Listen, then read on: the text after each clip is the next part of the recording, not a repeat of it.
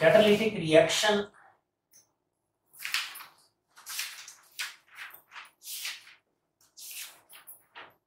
of gas on solid surface हम discuss कर रहे थे।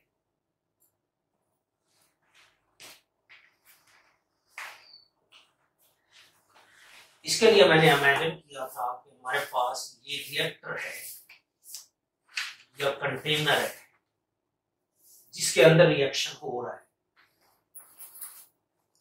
इस रिएक्टर में ये कैटलिस्ट है या एडसॉर्बेंट है।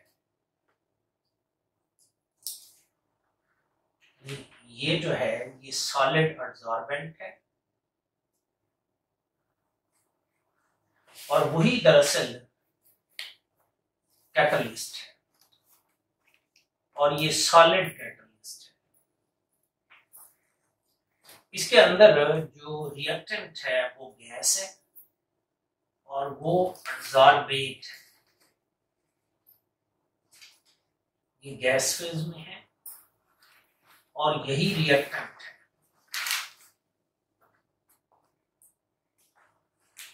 और गैस को मैंने एडसॉर्बेट को मैंने ए का नाम दिया है। इस गैस के मॉलिक्यूल यहां पर मौजूद हैं। इस गैस का जो इनिशियल प्रेशर है वो PI है और ये प्रेशर है T0 पर। जब ये गैस इस सॉलिड सरफेस पर आकर अटैच होती है, जिस प्रोसेस को हम एडसॉर्प्शन का नाम देते हैं,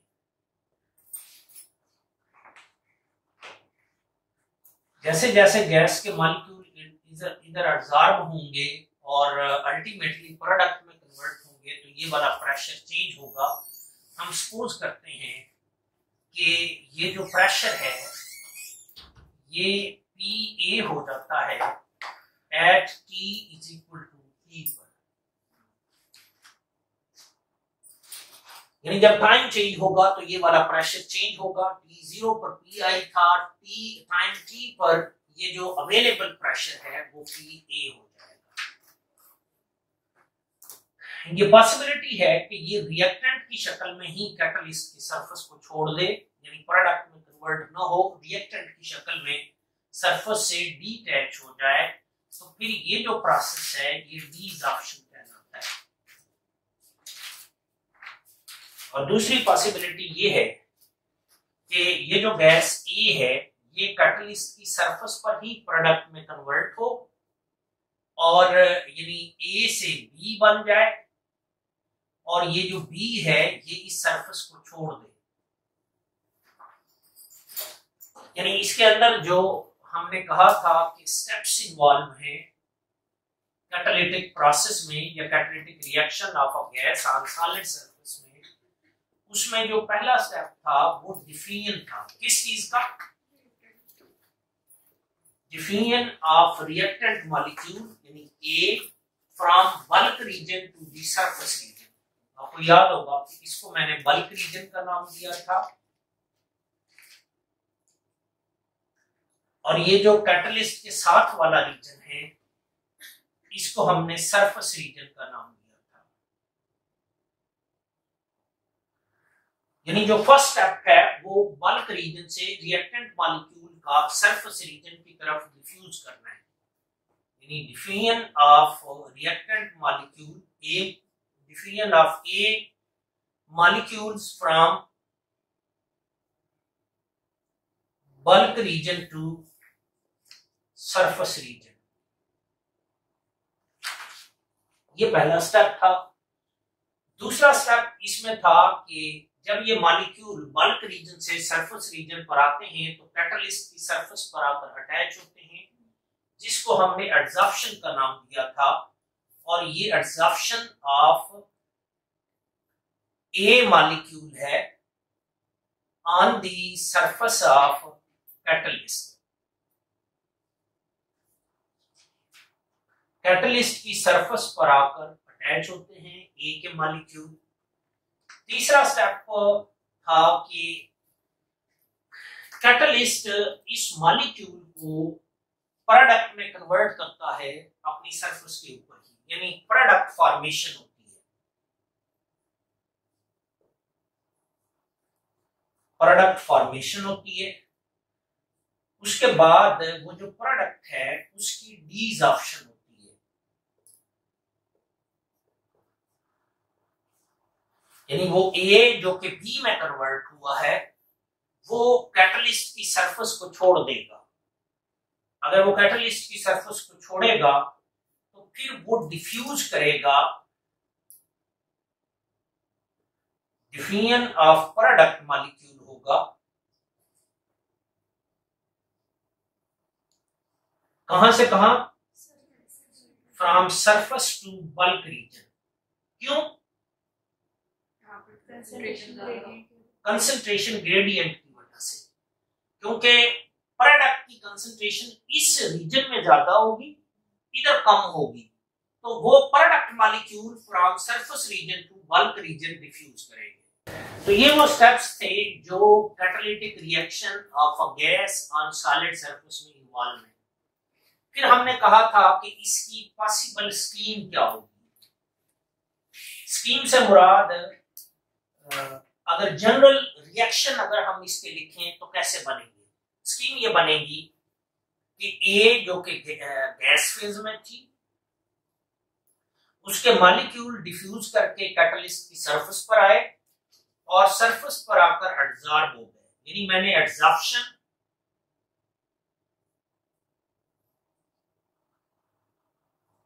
और डिफिनियन, यानी डिफिनियन और एब्जॉर्प्शन दोनों को इस स्टेप में शो किया है। और अगले मरहले में ये जो ए है जो कि एब्जॉर्ब फॉर्म में है, ये प्रोडक्ट में कन्वर्ट होगी जिसको मैं बी कह देता हूं और वो एब्जॉर्ब फॉर्म में बनेगा।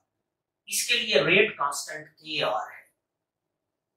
ये जो बी है इसने सरफेस को छोड़ना है, यानी डिसॉर्ब होना है। तो ये जो बी है जो कि एब्जॉर्ब फॉर्म में बना था, ये सरफेस को छोड़ देगा और गैस फेज में चला जाएगा, यानी बी इधर से सरफेस को छोड़ के सरफेस रीजन से फिर बल्क रीजन की तरफ जाएगा। ये स्कीम है। हमने कहा था कि हम दरअसल इस रिएक्शन की काइनेटिक्स में दिलचस्पी रखते हैं। उसके लिए मैंने आपको बताया था कि ये जो रेट ऑफ रिएक्शन है, जितना ए कैटलिस्ट की सरफेस पर ज्यादा एब्जॉर्ब होगा उतना वो ज्यादा बी में कन्वर्ट होगा, यानी जो रेट ऑफ कैटालिटिक रिएक्शन है is directly proportional to theta. क्यों? कि इस ए ने कितनी सरफेस की फ्रैक्शन को कवर किया है उसको हम थीटा कहते हैं, कितनी सरफेस अवेलेबल है उसको हम 1 माइनस थीटा कहते हैं, और ये जो टोटल फ्रैक्शन है सरफेस की ये 1 है। तो जितनी थीटा ए ज्यादा एब्जॉर्ब होगा उतनी थीटा की वैल्यू ज्यादा होगी, और जितनी थीटा की वैल्यू ज्यादा होगी उतना रेट ऑफ रिएक्शन ज्यादा होगा, यानी rate of reaction will be equal to a rate constant kr into theta। जो रेट है उसको एक्सप्रेस करने के डिफरेंट वेज हो सकते हैं। मैंने आपको बताया था कि चूंकि pressure of gas A container के अंदर with the passage of time कम हो रहा है, तो ये जो rate of decrease in pressure है विद रिस्पेक्ट टू टाइम, इसको रेट ऑफ रिएक्शन के तौर पर लिया जा सकता है, यानी minus dPA with respect to dt, यानी rate of decrease of pressure of gas A with respect to t will be equal to kr, और हम जानते हैं कि जो थीटा है वो BPA ओवर 1 प्लस BPA के इक्वल होता है according to Langmuir adsorption isotherm for non-dissociative adsorption, यानी ये BPA over 1 plus BPA।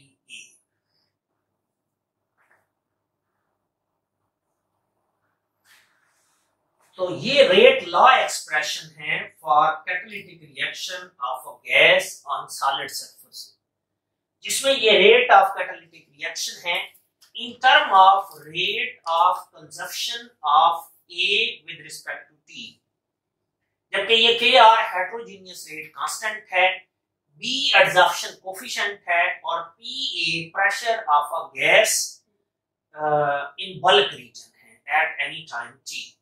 तो हमने लिखा है minus dPA over dt is equal to Kr into BPA over 1 plus BPA। मैंने कहा था कि दो पॉसिबल केसेस हो सकते हैं। एक केस है when gas is weakly adsorbed,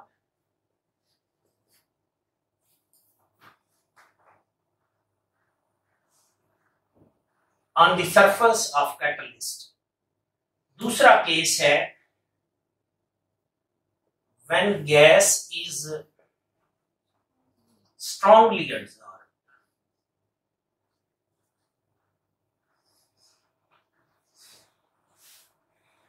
इसमें से जो ये वाला केस है ये हमने लास्ट वाले लेक्चर में डिस्कस किया था। आज हम ये वाला केस डिस्कस करेंगे कि अगर गैस स्ट्रांगली एडसॉर्ब्ड हो तो फिर काइनेटिक्स क्या होगी। अगर गैस स्ट्रांगली एडसॉर्ब्ड है तो इसका ये मतलब है कि B इज वेरी लार्ज। मैंने आपको बताया था कि ये जो B है ये दरअसल इस चीज की मेजरमेंट है कि इस रिएक्टेंट के मॉलिक्यूल की कैटलिस्ट की सरफेस पर एडसॉर्ब होने की एबिलिटी कितनी है। जितना B लार्ज होगा उतना A एडसॉर्बमेंट की सरफेस पर ज्यादा अटैच होगा। अगर B is very large, then 1 plus BPA will be equal to BPA। यानी B अगर लार्ज है तो B into PA भी लार्ज होगा और ये इतना लार्ज होगा कि 1 इसके मुकाबले में निग्लिजिबल होगा। ये कंडीशन अगर हम यहां पर अप्लाई करें तो फिर ऊपर वाला एक्सप्रेशन क्या बनेगा, minus BPA over dt is equal to Kr BPA over BPA। BPA over BPA 1 हो जाएगा, यानी minus BPA over dt will be equal to Kr। What will be the order of reaction?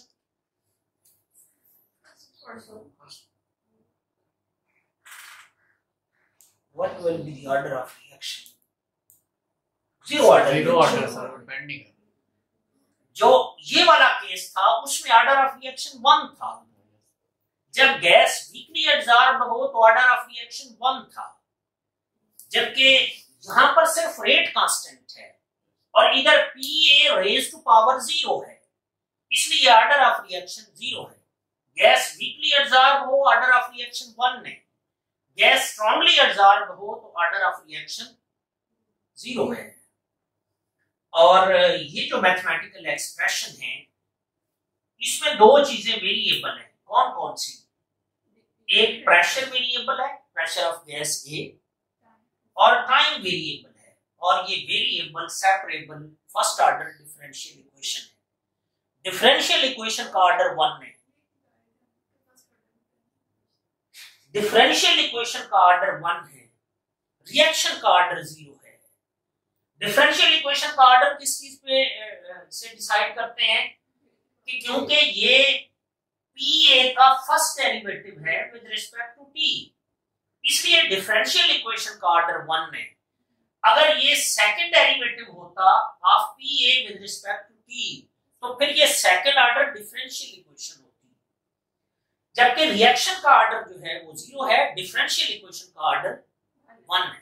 सो ये variable separable first order differential equation है।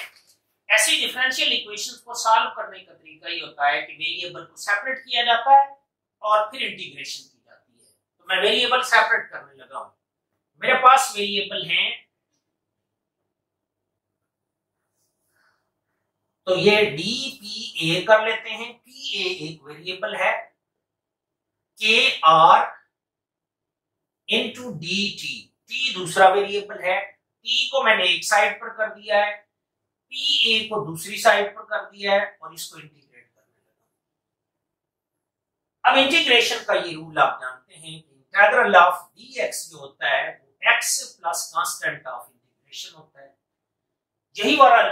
यही जो rule है वो मैं यहां पर अप्लाई करने लगा हूं। तो ये इंटीग्रल है और ये डिफरेंशियल है, तो इधर माइनस पी ए आएगा is equal to K R into T plus constant of integration C. मैंने आपको बताया था कि जब ये डिफरेंशियल इक्वेशन को इंटीग्रेट करते हैं तो कांस्टेंट हम अल्टीमेटली एक साइड पर लगा देते हैं, और ये जो कांस्टेंट ऑफ इंटीग्रेशन है इसकी वैल्यू इनिशियल कंडीशन यूज करके निकाली जा सकती है। तो आपके पास एक्सप्रेशन ये है minus P A is equal to K R T plus constant of integration. तो मैंने कहा कि जब P की वैल्यू 0 थी तब प्रेशर मैक्सिमम था, यानी PA की तब जो वैल्यू थी वो PI थी। ये कंडीशन आप ऊपर अप्लाई करें, जहां T है वहां 0 कर दें, जहां P है वहां PI कर दें। तो minus PI will be equal to KR into 0 plus C। तो C की जो वैल्यू आएगी वो माइनस PI आएगी। C की ये वैल्यू आप इस एक्सप्रेशन में यहां पर पुट कर दें। C की वैल्यू अगर आप यहां पर पुट करते हैं तो minus PA is equal to KRT minus PI हो जाएगा। माइनस से दोनों साइड पे मल्टीप्लाई कर दें। PA will be equal to minus KRT plus PI। इस मैथमेटिकल एक्सप्रेशन को आप गौर से देखें। डिपेंडेंट वेरिएबल, तो ये इक्वेशन ऑफ स्ट्रेट लाइन है इन इंटरसेप्ट फॉर्म, जिसमें ये PA डिपेंडेंट वेरिएबल y है, ये T इंडिपेंडेंट वेरिएबल x है, ये इस प्लॉट की स्लोप m है और ये इसका इंटरसेप्ट c है, और ये y is equal to mx plus c type expression. इसके अकॉर्डिंग अगर आप प्लॉट बनाते हैं तो प्लॉट को स्ट्रेट लाइन होना चाहिए और इंटरसेप्ट फॉर्म में होना चाहिए। डिपेंडेंट वेरिएबल कौन सा है? PA। इंडिपेंडेंट वेरिएबल कौन सा है? T। स्लोप नेगेटिव है, तो ये वाला जो प्लॉट है ये यूं बनेगा। आपकी कॉमन सेंस भी यही कहती है कि A रिएक्टेंट है तो उसका partial pressure in the container with the passage of time कम होगा, और कम ही यहां पर दिखाया गया है, कम होता ही दिखाया गया है।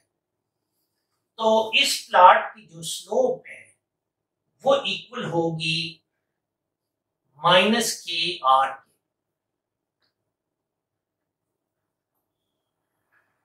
अगर आप KR निकालना चाहते हैं तो इस प्लॉट की स्लोप को आप माइनस से मल्टीप्लाई कर दें या -1 से मल्टीप्लाई कर दें, जो आंसर आएगा वो rate constant for heterogeneous reaction की वैल्यू होगी।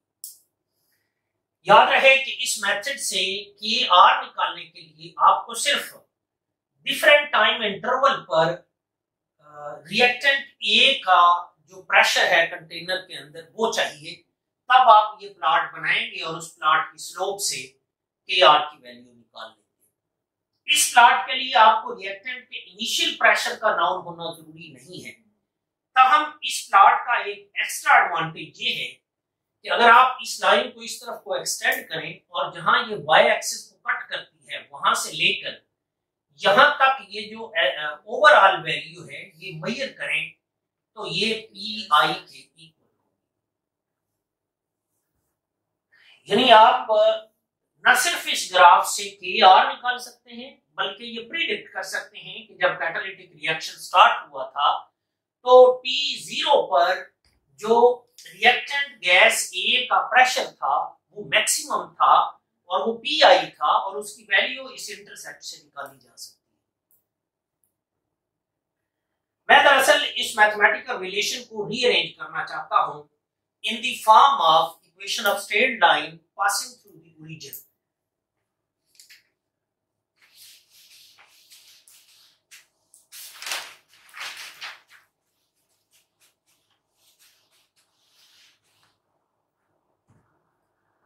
ऐसा करने के लिए मैं एक बार फिर इसको माइनस से मल्टीप्लाई कर रहा हूं। Minus P A is equal to K R into T minus P I. Minus P I को मैं इस तरफ ले जा रहा हूं तो प्लस हो जाएगा P I minus P A is equal to K R into T. ये जो मैथमेटिकल एक्सप्रेशन है, ये इक्वेशन ऑफ स्ट्रेट लाइन है पासिंग थ्रू द ओरिजिन, जिसमें ये P I minus P A as a whole dependent variable y है, ये independent variable x है, ये इस प्लॉट की स्लोप m है और ये y is equal to mx type expression. इसके अकॉर्डिंग अगर आप प्लॉट बनाते हैं तो प्लॉट को स्ट्रेट लाइन होना चाहिए और ओरिजिन से पास करना चाहिए, यानी P I minus P A versus T should be a straight line passing through the origin and slope of the plot will be equal to heterogeneous rate constant kr। याद रहे कि इस मेथड से अगर आप kr निकालना चाहते हैं तो आपको रिएक्टेंट के इनिशियल प्रेशर और रिएक्टेंट के available pressure at different time interval, इन दोनों चीजों का नाउन होना जरूरी है। जबकि इस मेथड से के आर निकालने के लिए आपको इनिशियल प्रेशर की जरूरत नहीं है। मैं इस मैथमेटिकल एक्सप्रेशन को यूज कर सकता हूं for determination of units of K R. इसको रीअरेंज करें और यहां से के आर निकाल लें। K R will be equal to, K R को इधर रहने दें, टी को दूसरी साइड पर ले जाएं, तो ये P I minus P A over T हो जाएगा। ये प्रेशर का डिफरेंस है और ये टाइम है, तो के आर के क्या यूनिट बनेंगे? पास्कल पर सेकंड। मैं ए के हाफ लाइफ पीरियड का एक्सप्रेशन डेवलप कर सकता हूं, यानी हाफ लाइफ पीरियड, बल्कि इसको अपेरेंट हाफ लाइफ पीरियड कहना चाहिए।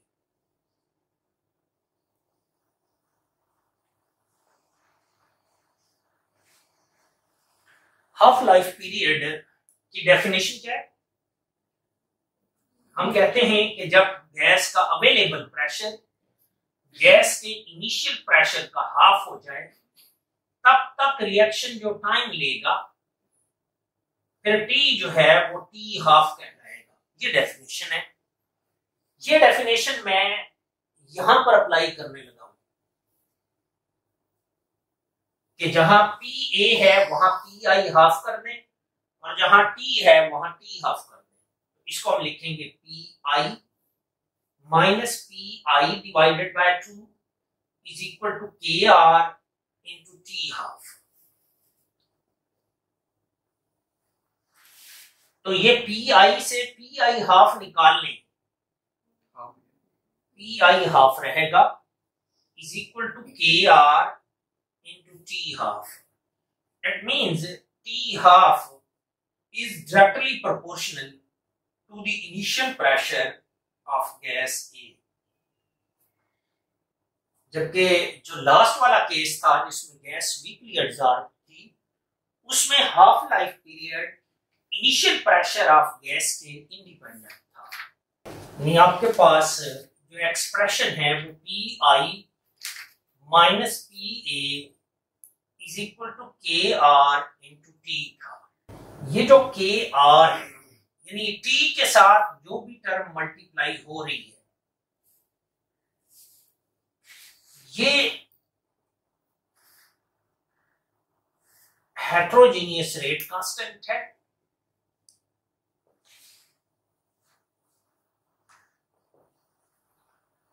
और यही दरअसल पेरेंट रेट कांस्टेंट है।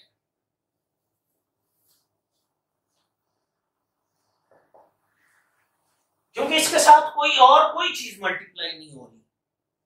यानी अगर मैं इसका पेरेंट रेट कांस्टेंट के लिए एक्सप्रेशन लिखूं तो यानी P I is equal to P A is equal to ये के अपेरेंट इनटू टी बनेगा, जबकि ये और ये सेम है।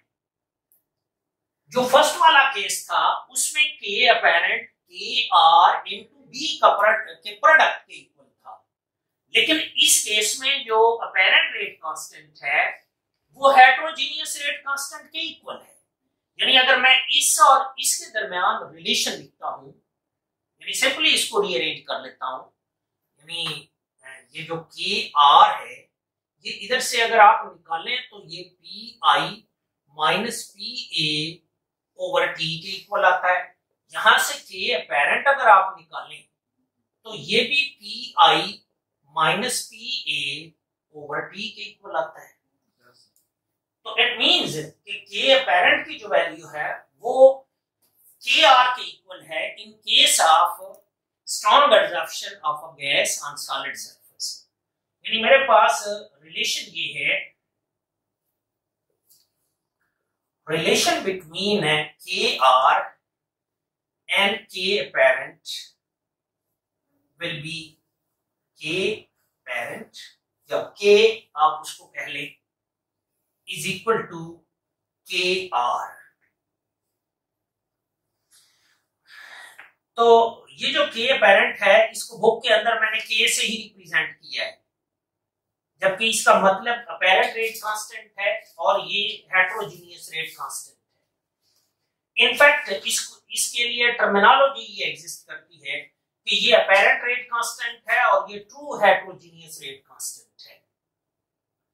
दोनों एक दूसरे के इक्वल हैं, हमने प्रूव भी किया है।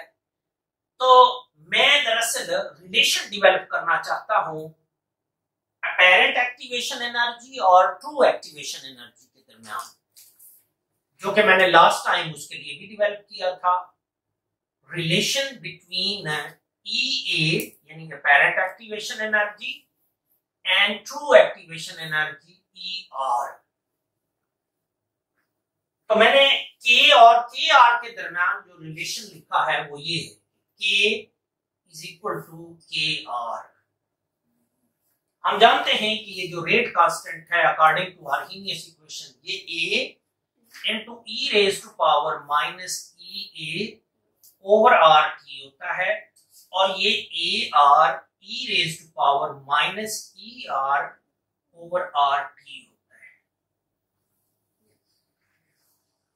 ऐसे ही है ना? इसकी दोनों साइड पे लॉग ले लें, यानी natural log of A e raised to power minus EA over RT will be equal to natural log of AR e raised to power minus ER over RT। इस पर लॉग फार्मूला अप्लाई कर दें तो ये natural log of A plus log of e raised to power minus EA over RT is equal to plus log of e raised to power minus ER over RT। इसको यूं लिखा जा सकता है natural log of A minus EA over R1 over T is equal to log of AR minus ER over RT लिख सकते हैं ना। यानी मैंने सिंपली ये किया है कि ये जो E की पावर है ये इसका कोफिशिएंट बन सकती है, और जो log of E है वो यूनिटी होता है, तो ये माइनस EA over RT रहेगा और यहाँ माइनस ER over RT रहेगा। इसको डिफरेंशिएट कर दें with respect to 1 over T, तो फिर ये D over d1/t of log of a minus EA/r को कांस्टेंट है, ये d/1/t of 1/t d/d1/t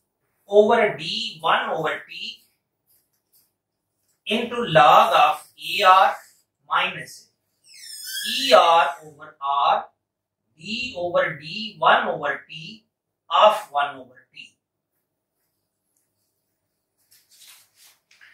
ये log of A एक कांस्टेंट क्वांटिटी है और कांस्टेंट क्वांटिटी का जो डेरिवेटिव है वो 0 होता है। ये माइनस EA/r आएगा। ये 1/t का derivative with respect to 1/t 1 होता है, तो इधर 1 आएगा इज इक्वल टू, ये कांस्टेंट है और कांस्टेंट का डेरिवेटिव 0 होता है, माइनस ये 1/t का derivative with respect to 1/t 1 होता है, तो ये माइनस ER/r आएगा। यानी आपके पास minus EA/r is equal to minus ER/r होगा। R से कैंसिल, माइनस माइनस से cancel, so apparent activation energy when gas is strongly adsorbed is equal to true heterogeneous activation energy। तो ये था catalytic reaction of a gas on solid surface when gas is strongly adsorbed। आपने note किया कि when gas is weakly adsorbed,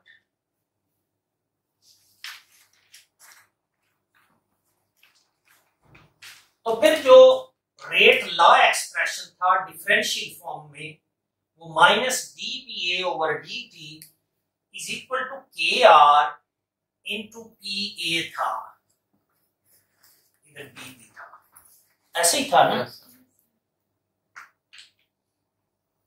जबकि आपने note किया कि जब गैस स्ट्रांगली एडसॉर्ब थी तो फिर ये रेट लॉ एक्सप्रेशन, ये डिफरेंशियल रेट लॉ यूं था, dPA/dt is equal to KR।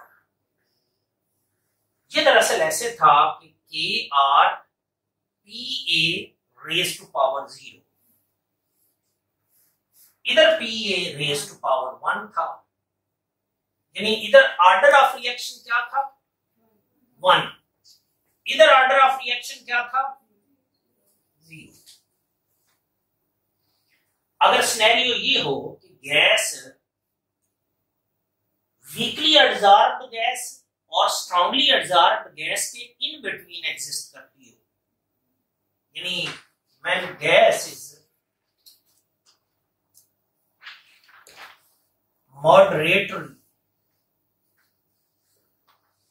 moderately adsorbed, तो फिर ऑर्डर ऑफ रिएक्शन क्या होना चाहिए? फिर जो ऑर्डर ऑफ रिएक्शन होगा वो फ्रैक्शन में होगा और वो 0 से 1 के इन बिटवीन कहीं एग्जिस्ट करेगा। इन केसेस के अंदर एक सिंगल गैस की एडसॉर्प्शन हमने सॉलिड सरफेस पर स्टडी की है। लैंगमुइर एडसॉर्प्शन आइसोथर्म, अगर आप एक सिंगल गैस की एडसॉर्प्शन ऑन सॉलिड सरफेस पर स्टडी करने के लिए अगर यूज करते हैं तो इसको सिंगल सिस्टम कहते हैं, सिंगल हेटेरोजेनियस सिस्टम कहते हैं। लेकिन अगर बैक वक्त एक की बजाय 2 गैसेस एक ही सॉलिड सरफेस पर एडसॉर्ब हो रही हूं तो फिर इस एडसॉर्प्शन को डबल सिस्टम एडसॉर्प्शन कहा जाता है। और ये जो catalytic reaction of single gas है उसकी बजाय हम catalytic reaction of 2 gases on solid surface study करते हैं। तो उसके लिए फिर जरूरी है कि मैं पहले Langmuir adsorption isotherm for double system study करूं, फिर मैं उसको अप्लाई करूं for catalytic reaction of 2 gases on solid surface. वो कौन सी गैसेज हो सकती हैं? फॉर एग्जांपल आपने ये सुना होगा कि ये इथीन है, इसकी हाइड्रोजनेशन की जाती है और ये सपोज कॉपर की सरफेस पर की जाती है और इससे इथेन बनता है। तो ये सिंगल सिस्टम नहीं है, ये डबल सिस्टम की एग्जांपल है, यानी two gases at the same time catalyst की सरफेस पर एब्जॉर्ब होती हैं, एक दूसरे के साथ इंटरेक्ट करती हैं और उसके नतीजे में प्रोडक्ट बनती है। ये फिर हम आने वाले लेक्चर